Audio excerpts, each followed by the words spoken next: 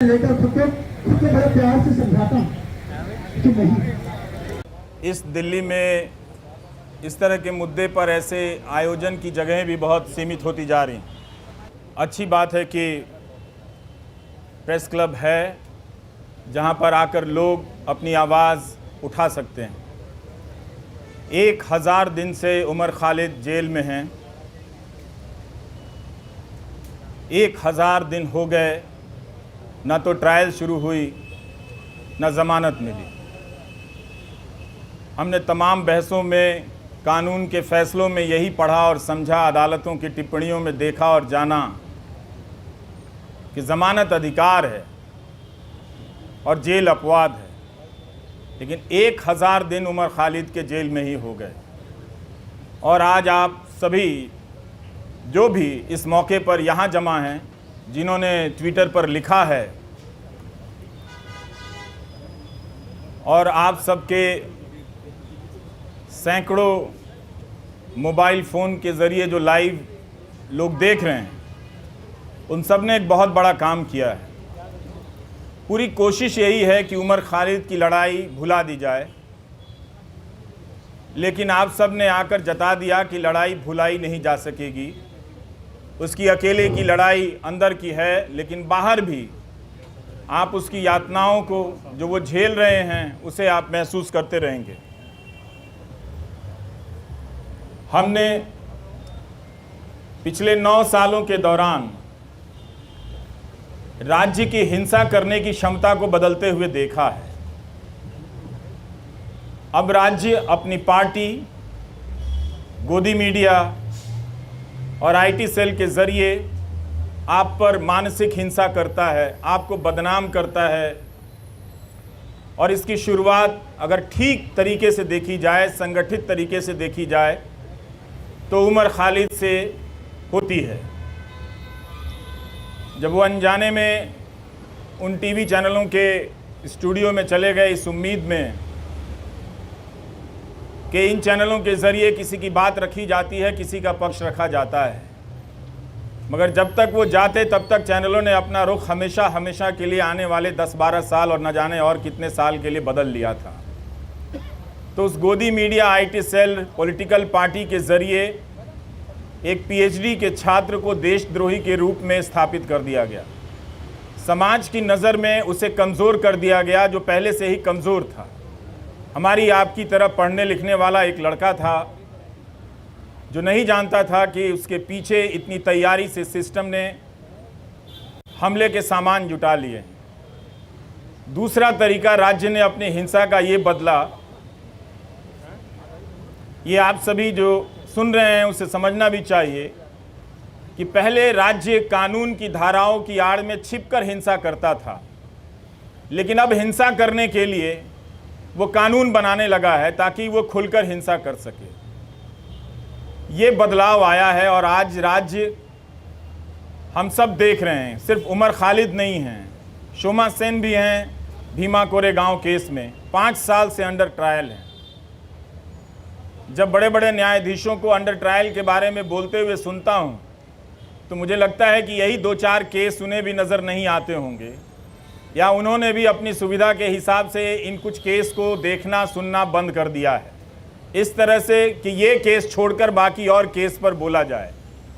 तो कभी भी सबके सामने में है, सुप्रीम कोर्ट ने तमाम टिप्पणियां की है ज़मानत को लेकर, सबके सामने ये बात है, मगर कभी भी 1000 दिन तो सुनवाई चली है दिल्ली की निचली अदालतों में, बेतवा शर्मा ने लिखा है, और कोई 400-300 दिन दिल्ली हाई कोर्ट में इस तरह से ज़मानत को लेकर सुनवाई चलती रही है।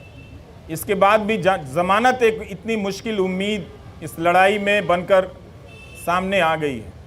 यही उम्मीद कर सकते हैं कि कभी कभी न्याय व्यवस्था की अंतरात्मा किसी रात तो जगती होगी, और जब जग जाएगी तो देखेगी कि कानून के हाथ लंबे नहीं, उस कानून के हाथ रंगे हाथ भी होते हैं। उसे नज़र आएगा, वो बात समझ में आएगी कि क्या हो रहा है।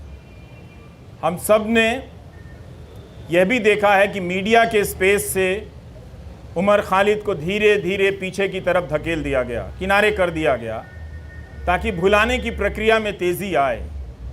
मैं अक्सर सोचता हूं कि जो लोग शुरू में बोला करते थे वो लोग आगे चलकर बोलने की प्रक्रिया से ऊब गए या उस प्रक्रिया के सहयात्री हो गए जिसने ये तय किया है कि हम जब किसी के साथ इस तरह की यातना करेंगे, खूंखार धाराओं में उसे बंद कर देंगे तो उसे भूल जाना होगा, उसे उसके हाल पर छोड़ देना होगा। उमर खालिद की जितनी भी तस्वीरें आई इस दौरान, जहां भी छपी या चंद वीडियो में नज़र आए, मैंने एक हंसता हुआ लड़का देखा, लेकिन उस हंसी को देखकर अपने भीतर उदासी भर जाती थी कि हंसी जो है वो अपने लिए नहीं, वो हम सब के लिए छोड़कर जा रहा है कि आप शायद अपनी ज़िंदगी में सामान्य होंगे। इस वक्त एक ओवल में फालतू का मुकाबला चल रहा है, इंडिया ऑस्ट्रेलिया के मैच में ट्वीट करके अपने आप को क्रिकेट प्रेमी जता रहे होंगे, जता सकते हैं, बिल्कुल अपनी ज़िंदगी जी सकते हैं और ज़िंदगी को उसी रोशनी और संगीत के साथ जी सकते हैं। मगर याद करने का जो फ़र्ज़ था नागरिकों का बहुत लोगों ने भुलाया और ये होते हुए हमने देखा। उनके लिए एक ऐसा विषय बन गया जिस पर लिखना, जिस पर बोलना राज्य से टकराने के जैसा हो गया। वो अपना हिम्मत हारने लगे। लेकिन यहाँ आकर यही लगा कि शायद मैं उन 2-4 लोगों की परवाह कर रहा था। आप हज़ार लोगों को, सैकड़ों लोगों को नहीं देख रहा था जो आप राज्य से लड़ रहे हैं। राज्य कई तरह के सेंसर लगा रहा है, लेकिन फिर भी आप बातों को पहुंचाने के लिए अपने कैमरे हाथ में थाम कर उठाकर खड़े हैं। ये बहुत बड़ी बात है। मैं याद करना चाहता हूं उमर के साथ आज बेतवा शर्मा को भी, जिन्होंने दिल्ली दंगों के मामले में शानदार रिपोर्टिंग की, आज भी की है बेतवा ने, और पहले भी सफूरा के मामले में उन्होंने शानदार रिपोर्टिंग की, और जिसकी वजह से लोगों ने जाना कि नताशा नरवाल, देवांगना कालिता, इन सब के साथ क्या हो रहा है। इन्हें ज़मानत मिली, लेकिन उमर खालिद को ज़मानत नहीं मिली।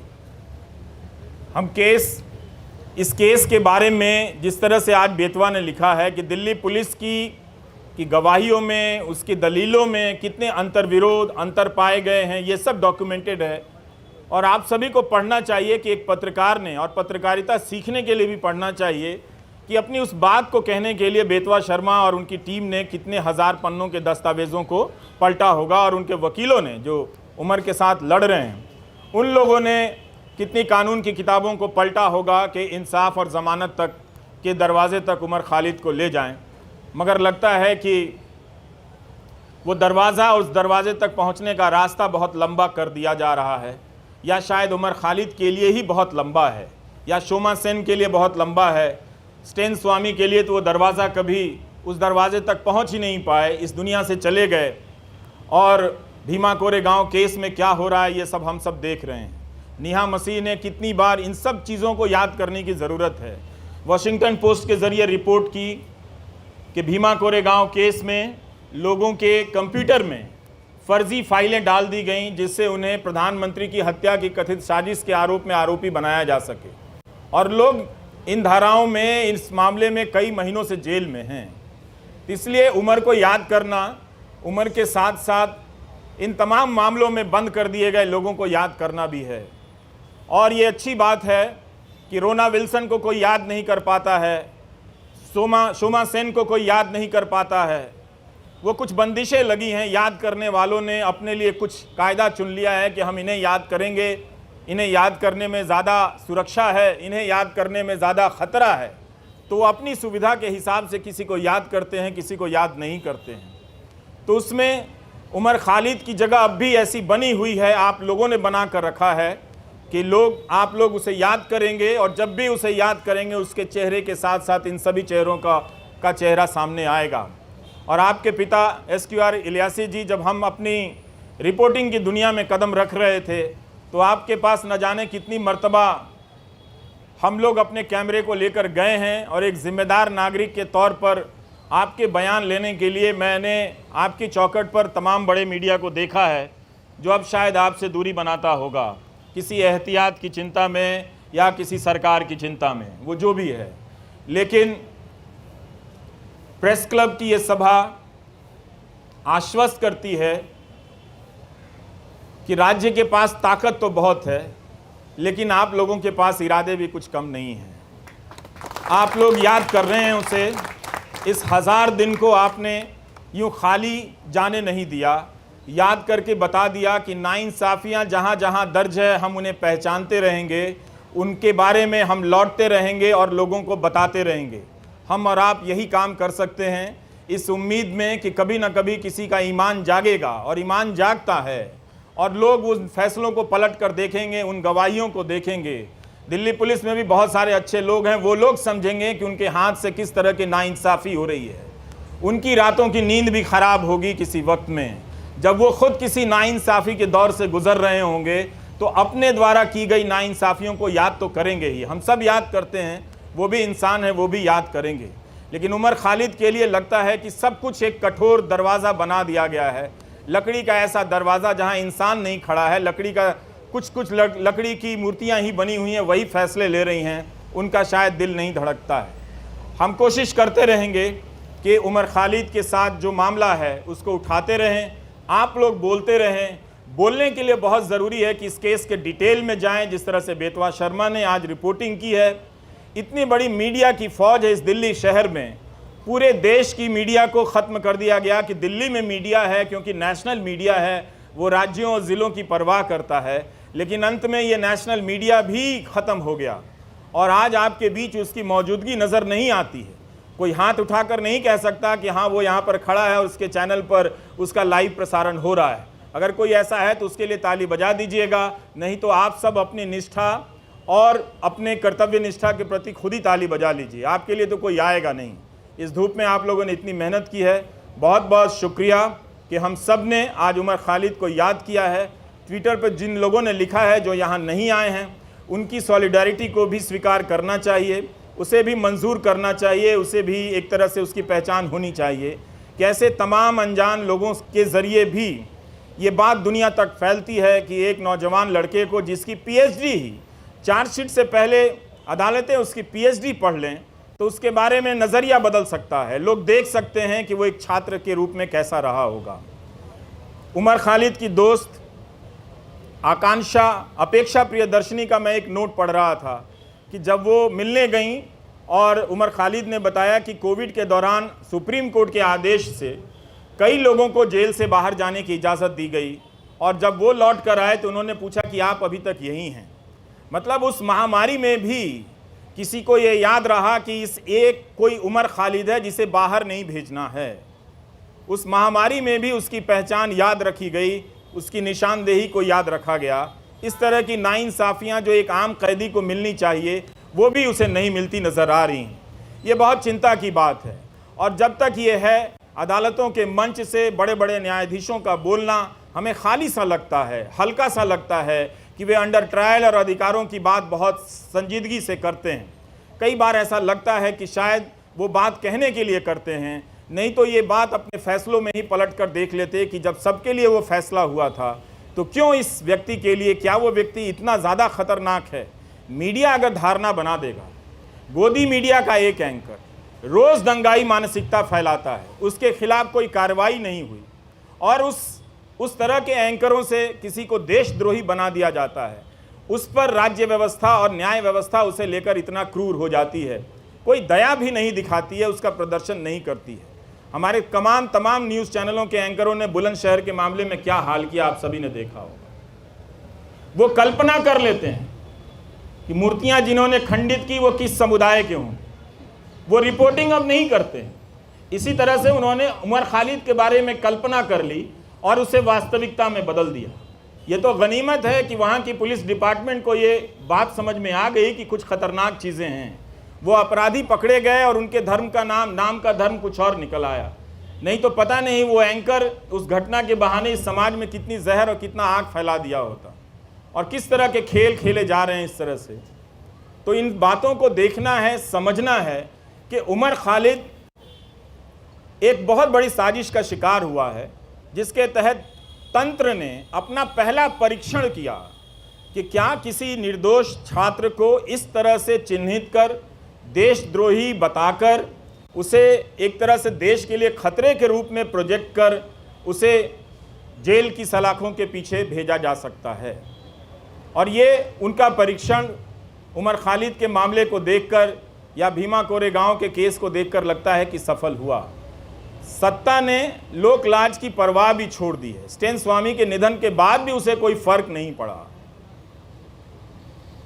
किसी बात का कोई फर्क नहीं पड़ रहा। यही आज की सरकार का उसकी समझ है या उसकी पहचान है। हम सबको ये नोट करने की बहुत ज़रूरत है।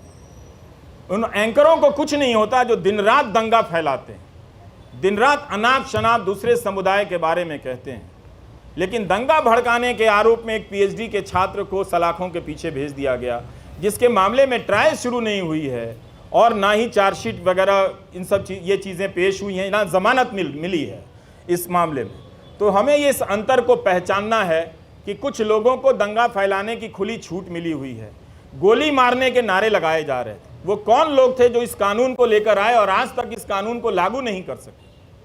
इस कानून को लागू करने के नियम तक नहीं बनाए गए, लेकिन 2019 के दिसंबर में आप जाकर देखिए लौटकर, तो इस तरह से सब कोई चिल्लाता था, चीखता था सरकार की तरफ से कि इस कानून को सूर्योदय से पहले ही लागू हो जाना चाहिए, ताकि दिन के निकलने से, सूरज के निकलने के साथ ही हम सब इसे लागू करें और देश को बचा लें। मगर अब उस कानून का नाम वो उन इलाकों में ही जाकर नहीं लेते। अब उस कानून का खौफ मणिपुर में भी पैदा हो गया है। वहाँ भी कुकी जनजाति के लोग इस बात से चिंतित हैं, घबराए हुए हैं कि क्या कहीं ऐसा होगा कि हमें भी एनआरसी की यातनाओं से गुजरना होगा। तो मणिपुर को लेकर देख लीजिए या दिल्ली दंगों को लेकर, जिसकी जवाबदेही तय होनी चाहिए थी गृह मंत्री की, उनकी जवाबदेही तय नहीं हुई, आज तक तय नहीं हुई। गोली मारने के जो नारे लगा रहे थे, उनका मंत्रिमंडल में प्रमोशन हो जाता है। सुप्रीम कोर्ट को कहना पड़ा दिल्ली पुलिस से कि ये जो नारे लगा रहे हैं वो मेडिकल प्रिस्क्रिप्शन नहीं है। इसके बाद भी जो व्यक्ति शांति की अपील करता रहा, शांति की बातें करता रहा, वो दंगों की साजिश के आरोप में जेल में इस तरह से बंद कर दिया गया है। तो इस 1000 दिन को आप याद रखें। ये 1000 दिन सिर्फ उम्र के नहीं हैं, ये 1000 दिन भारतीय नागरिक समाज, न्याय व्यवस्था के अफसोस के दिन भी हैं, उनके शर्म के भी दिन हैं। नमस्कार, थैंक यू।